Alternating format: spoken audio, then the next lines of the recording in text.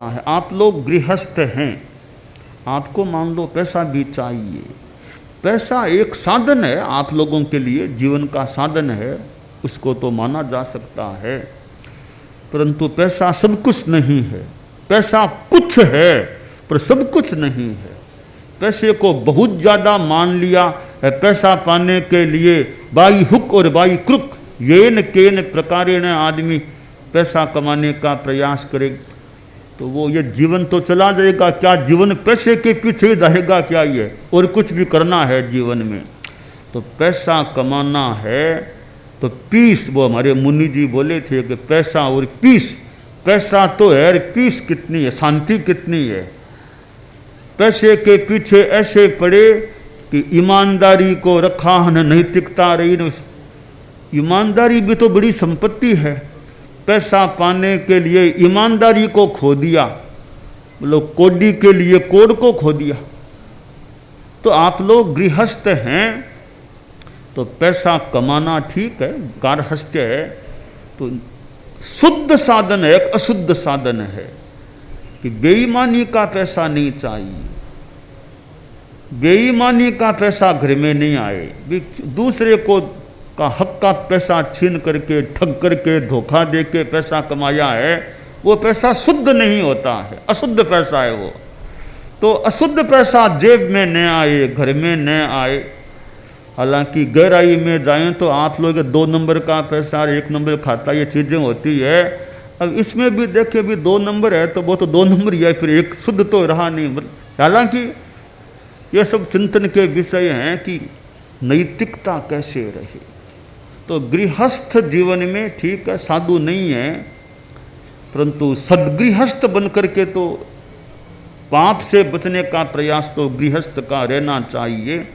और जैन शासन में जो श्रावक के 12 व्रतों की बात आती है, भी श्रावकाचार, श्रावक के 12 व्रत है। 12 में इच्छा परिमाण भी व्रत है 5वां, 7वां भोगोपभोग उपभोग परिभोग परिमाण है। तो इच्छाओं की सीमा करो कि अगर पैसा कमाने में अनैतिकता नहीं करना, यह संकल्प हो तो कुछ तो अपने आप काम ठीक हो जाता है। अनैतिकता का आचरण नहीं करना है। फिर जो पैसा है तो व्यक्तिगत जीवन में सादगी और संयम। पैसा बहुत है घर में, व्यक्तिगत जीवन में तो भी संयम है। खान पान रहन सहन में संयम है। भी थोड़े से मेरा काम चल रहा है तो ज़्यादा क्यों उपभोग भोग करूं? कि पदार्थ हैं वो मुझे कितने चाहिए, और भी तो दुनिया के लोग हैं, मैं अपना संयम रखूं, पदार्थों में ज़्यादा आसक्ति नहीं। थोड़े से कपड़ों से काम चल सकता है, चलता है, ज़्यादा कपड़े क्यों इकट्ठा करूं अपने घर में।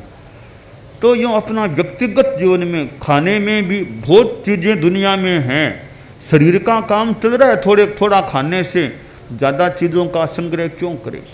तो यूँ व्यक्तिगत जीवन में संयम हो। तो गृहस्थ जीवन में अर्थ काम धर्म, ये अर्थ भी चाहिए, काम की बात भी है, साथ में धर्म की बात भी है, मोक्ष की बात भी है। तो 4 पुरुषार्थ बताए गए हैं। आदमी ये सोचे मेरा 24 घंटों का समय किस में जाता है। 24 घंटे हैं वो सारे ये बाह्य चीज़ों में लगते हैं। व्यापार किया, धंधा किया, वो किया, घर का काम किया। तो इस आत्मा के लिए भी कुछ समय लगाता हूँ क्या? कि 24 घंटे में से आधा घंटा एक सामायिक जितना कालमान कुछ तो आत्मा के लिए भी लगाने का प्रयास करूं। कि मैं तो बिजी बहुत हूं। अरे ठीक है, दुनिया में बिजी हो सकते हैं, व्यस्त हो सकते हैं, थोड़ा टाइम मैनेजमेंट पर ध्यान दे लें कि थोड़ा समय निकल सकता है क्या? कि और कामों के लिए समय मिलता है तो धर्म इतनी फालतू चीज़ है क्या जिसके लिए बिजी हैं, टाइम नहीं है हमारे पास। तो टाइम तो निकालने से कई बार मिल जाता है, टाइम निकालने से कई बार मिल जाता है। थोड़ा सा एडजस्टमेंट बिठा ले। वो हमारे गुरुजी संत जी एक आदमी से कहा भैया थोड़ा समय निकालना करो, संत लोग आए हैं गांव में, थोड़ा समय। कि मुझे गुरुजी समय नहीं मिलता है, बहुत व्यस्त हूँ। कि थोड़ा भी समय, कि थोड़ा क्या, सुबह कुर्ला करता हूँ ना, तब कोई 2-4 मिनट भले मिल जाए, बाकी टाइम नहीं मिलता है। कोई बात नहीं। अब आगे एक दिन गुरुजी सुबह कुरला के समय उसके घर चले गए, वो कुरला ही कर रहा था कि गुरुजी अभी आप कैसे पधारे? कि भैया तुमने कहा था ना, वो तो टाइम मिलता नहीं है मुझको, सुबह कुरला करूँ तब थोड़ा टाइम भले मिल जाए, मैं अभी थोड़ी तुम्हें ज्ञान की बातें सुना देता हूँ। शर्मिंदा हुआ गुरुजी, आपको आना पड़ा, अब मैं आऊँगा आपके पास, आया करूँगा। तो समय ऐसी चीज है, इसको व्यवस्थित रखो। 5-7 चीजें एक तो बिखरी बिखरी पड़ी है तो स्थान कितना घेर लेंगी। एक निश्चित जगह पर बराबर लगा दो, थोड़े स्थान में काम हो जाएगा। तो वो एक कोई होटल का स्थान था, एक राहगीर गया, होटल के मैनेजर से कहा भी यहाँ रहना चाहता हूँ, आओ रह जाओ।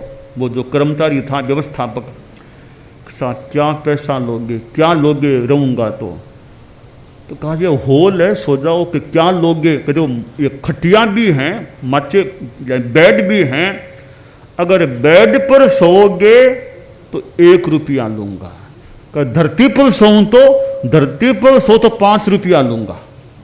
उल्टी बात हो गई, बेड पर सो तो 1 रुपया, धरती पर सो तो 5 रुपया। ऐसा कैसे?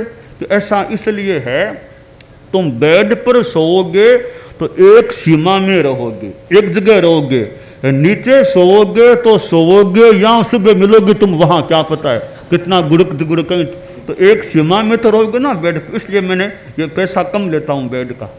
तो खैर, हम टाइम को भी बिखरा हुआ न रखें, अमुक अमुक काम ऐसे करें तो इतना टाइम हमारे हाथ में आ सकता है। तो दिनचर्या व्यवस्थित हो जाए तो समय हम धर्म के लिए भी आप लोग शायद कुछ निकाल सकें। तो धर्म साधना के लिए भी समय भी निकालें, और सदाचार, जिस काम कोई भी काम करें उसके साथ भी धर्म को जोड़ दें। कैसे? आप देखिए, आप कार में जा रहे हैं, कार या बाई ट्रेन बाई प्लेन जा रहे हैं, तो जाना तो है ही है, उस टाइम किताब को पढ़ना शुरू कर दिया, धर्म की किताब पढ़ ली तो 3 घंटा 4 घंटा लगा, कितने घंटे लगे, साथ साथ स्वाध्याय भी हो गया, यात्रा भी हो गई, स्वाध्याय भी हो गया। तो यूँ टाइम का कैसे अच्छा यूटिलाइजेशन किया जाए, वो थोड़ा ध्यान दिया जाए तो आदमी की समय की व्यवस्था अच्छी हो सकती है। और कर्म के साथ धर्म को जोड़ दें, जो भी काम करें धर्म युक्त काम करें। कि बात करनी है आधा घंटा, तो बात में मुझे गुस्सा नहीं करना, शांति से करनी है, तो गुस्सा मत करो, एक अच्छा काम अच्छी चीज़ है। और लेन देन करना है तो झूठ नहीं बोलना, मुझे सही बोल, तो वो भी एक सदाचार की बात है। तो कर्म के साथ भी धर्म को जोड़ दें और कुछ समय निकाल के भी धर्म की साधना करें, तो इस मनुष्य जीवन से बहुत विकास करके ऊंचे आगे भी जा सकते हैं।